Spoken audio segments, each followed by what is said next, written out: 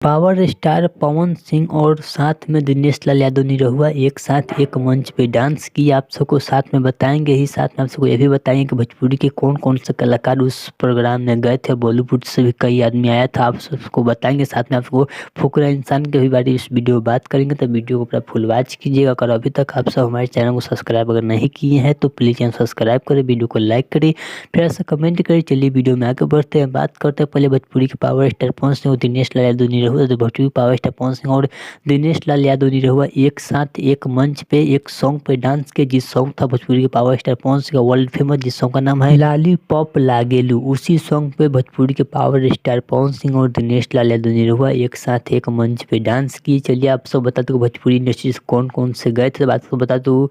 गौरव झा, विक्रांत सिंह राजपूत, मोनालिसा, रितु सिंह और कई सुपरस्टार चिंटू पांडे भी गए थे उस प्रोग्राम में, जो कि आप सबको वह वीडियो काफ़ी तेजी से यूट्यूब पर वायरल हो रहा है, आप सब उस वीडियो को देख सकते हैं। चलिए बात करते हैं फुकरा इंसान के बारे में। तो फुकरा इंसान फाइनली भोजपुरी की पावर स्टार पवन सिंह को इंस्टाग्राम पे फॉलो कर लिया है। बल्कि पावर स्टार पवन सिंह अभी भी इंस्टाग्राम पे फुकरा इंसान को फॉलो नहीं किए हैं, लेकिन फुकरा इंसान पावर स्टार पवन सिंह को फॉलो कर लिया, जाकर आप सब वहाँ पर चेकआउट कर सकते हैं। चलिए अगर आपको यह वीडियो अच्छा लगा तो प्लीज सब्सक्राइब करें, वीडियो को लाइक करें, प्लस कमेंट करें। चलिए न्यू अपडेट के साथ तो ओके।